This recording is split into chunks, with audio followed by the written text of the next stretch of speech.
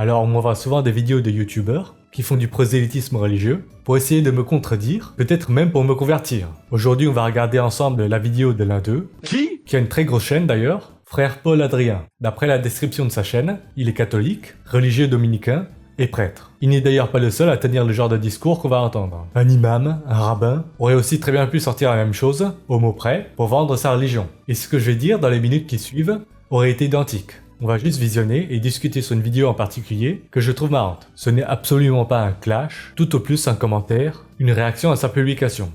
Parce que l'athéisme, le vrai athéisme, c'est quoi? Je ne savais pas qu'il y avait un vrai athéisme. Est-ce qu'on peut en déduire qu'il y a un faux athéisme, des vrais et des faux athées? C'est jour après jour se lever en se persuadant que la vie est absurde. C'est ça, le vrai athéisme. Il vient de préciser sa pensée, donner sa définition de l'athéisme. La première chose qu'il faut se demander, c'est combien de personnes se reconnaissent dans cette définition. J'ose supposer que la pertinence d'une définition d'un mot dépend largement du nombre de personnes ou du pourcentage d'une population qui sont d'accord avec cette définition de ce mot. Si vous êtes le seul à avoir une définition donnée, pour un mot donné, ça vous sert à quoi en fait? Vous ne pourrez communiquer avec personne en utilisant ce mot. Eh oui. Maintenant, essayons de définir athéisme. Allons sur Wikipédia tout simplement. L'athéisme, au sens large, est une absence de croyance en l'existence de divinités. Moins largement, l'athéisme est un rejet de la croyance que des divinités existent. Dans un sens encore plus restreint, l'athéisme est la position spécifique qu'il n'y a pas de divinité. Donc là, on vient de lire 3 définitions, ou 3 positions de l'athéisme, allant de la plus à la moins inclusive. Les 3 définitions ne s'opposent pas l'une l'autre, c'est plutôt la première qui contient les 2 autres. Un athée au sens large, selon la première définition, n'est pas forcément un athée selon la 3e définition. Mais l'athée selon la 3e est forcément aussi un athée de la première. C'est comme si je vous disais qu'un chien est forcément un mammifère, mais un mammifère n'est pas toujours un chien. Mais oui, c'est clair. Pour cette vidéo, on va opter pour la définition de l'athéisme la plus large, la plus inclusive, celle dans laquelle se reconnaît le plus grand nombre de personnes. L'athéisme est l'absence de croyance en l'existence de divinité. Attention, je n'ai pas dit que l'athéisme est une croyance en l'inexistence de divinité. Là, on parle de l'absence de croyance en l'existence. La différence est énorme. Je répète, ici on ne parle pas de croyance en l'inexistence, mais de l'absence de croyance en l'existence, de divinité. Vous êtes des cons, vous êtes dégueux. D'ailleurs, la suite de l'article dit « Les premiers individus à s'identifier comme athées ont vécu au siècle des Lumières ». Je rappelle que la plupart des intellectuels qui faisaient partie des Lumières sont plus précisément des déistes, comme Voltaire par exemple, ou panthéistes, Spinoza entre autres. Donc il y a plein de termes,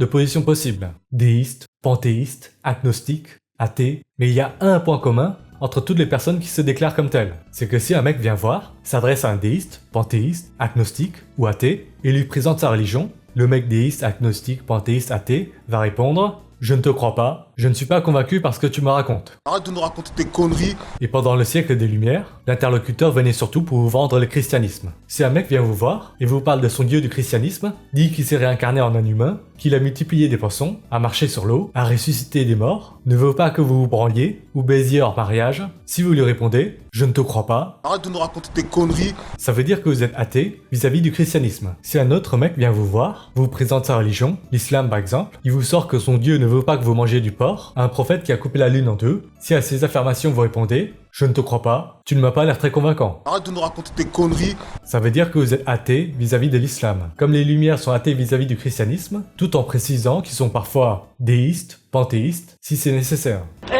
Je rigole pas, c'est la vérité, bâtard. Pour être précis, dans les positions de chacun, il faut toujours préciser de quel dieu ou de quelle religion on est en train de parler. On passe donc en revue, un par un, les dieux théistes par exemple, puis les dieux déistes, panthéistes, etc. Le récit sur le dieu chrétien, t'y crois ou pas? Arrête de nous raconter tes conneries. Ok, et le récit sur le dieu islamique, t'en penses quoi? Est-ce que ça te convainc? Arrête de nous raconter tes conneries. Et le récit des dieux hindous, c'est quoi ton avis dessus? Arrête de nous raconter tes conneries. T'en penses quoi du déisme, du panthéisme, etc., etc. Si on n'est pas précis sur les dieux, ou les religions dont on est en train de parler, c'est la porte ouverte aux hommes de paille, procès d'intention, des débats qui s'éternisent, voire n'ont pas lieu d'être, comme ce que suscite cette vidéo de Paul Adrien. C'est jour après jour se lever en faisant taire cette voix au fond de ta conscience qui te dit qu'il y a plus dans le monde que simplement vivre et qui cherche le sens de tout ça.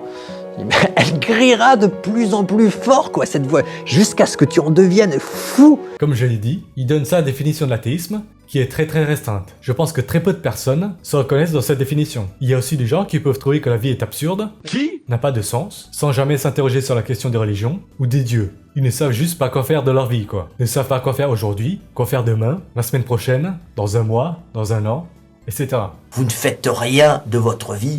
Parce que tout en toi te dit que la vie a un sens, tout l'univers te dit que Dieu existe. Mais l'athée, lui, il veut qu'on lui prouve que Dieu existe. Comme une calculatrice qui prouve le théorème de Pythagore. Là voilà, la plus belle des preuves. Tout en toi te dit que l'univers a un sens, tout l'univers te dit que Dieu existe. Ah! Ok.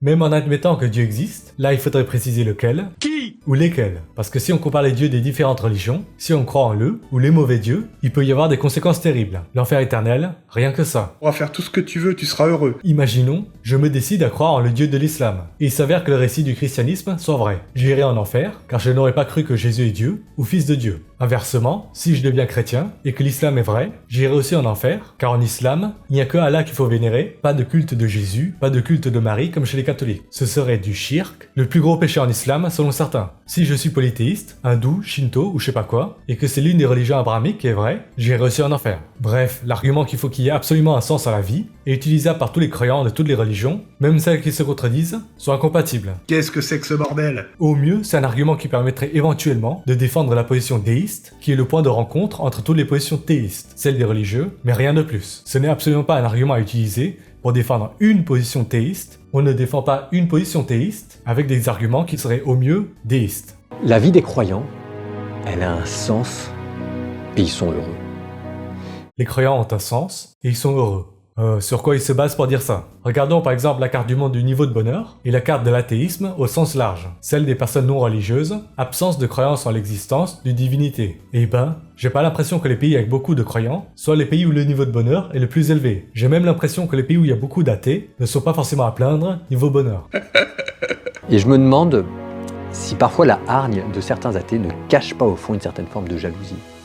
Bof, jaloux de quoi? Là, je ne vais parler que de moi. C'est comme si un mec venait me présenter sa religion, ses croyances en Dieu. Imaginez, ce mec me sort. Manger des cafards régulièrement permet d'aller au paradis. Regarder les 12 coups de midi est un péché. Manger de la mayonnaise au petit-déj donne des bons points aux yeux de Dieu. Mon avis sur ce que raconte ce mec, c'est « Ça m'a pas l'air très convaincant ce que tu me chantes là. Je ne te crois pas. Arrête de nous raconter tes conneries. » Pas besoin de religion ou de croyance en Dieu pour avoir du sens. Et là, je vous renvoie à la vidéo qui a été publiée sur cette chaîne, juste avant celle-ci. The hope that religion offers, the hope of living forever, is a false hope. A hope not supported by credible evidence, a hope not grounded in reality. Cliquez, bande de salopes. Il y a plein de passe-temps, de loisirs, de passions, d'occupations, d'activités qui permettent de donner du sens à sa vie sans passer par les cases Dieu ou religion. En France, quasiment une personne sur deux que vous croisez dans la rue n'est pas croyante. Même pas besoin de parler de la Chine, de la Suède ou de l'Australie. Ça en fait beaucoup des gens qui se poseraient des questions sur le sens de leur vie. Enfin, cela dit, Paul Adrien n'a pas précisé le pourcentage de vrais athées dans le monde. Le vrai athéisme. Bien manger, bien dormir, bien baiser, élever des gosses, des animaux, regarder des films, écouter de la musique, faire du sport, rencontrer des gens, voyager, etc., etc. Pas besoin de Dieu ou de religion pour tout ça. Et encore une fois, même s'il fallait des dieux ou des religions pour tout ça, lequel, lesquels? Qui? Bon, pour conclure, plus généralement avec cette vidéo, j'ai l'impression que Paul Adrien met en garde contre la perte de foi pour maintenir fidèles les membres de sa communauté, quoi. Attention, si vous perdez la foi, vous allez perdre le sens de votre vie. Attention, si vous ne croyez plus en Dieu, vous serez malheureux. Continuez à consommer mon contenu, s'il vous plaît. Si vous allez voir ailleurs, vous serez malheureux. Mais jette-toi par la fenêtre, rends service à la société. C'est à partir des membres de sa communauté, des gens qui adhèrent à ses idées, qu'il arrive à obtenir du pouvoir, il arrive à extraire de la valeur des gens qui le suivent. Bref, le travail d'influenceur, quoi.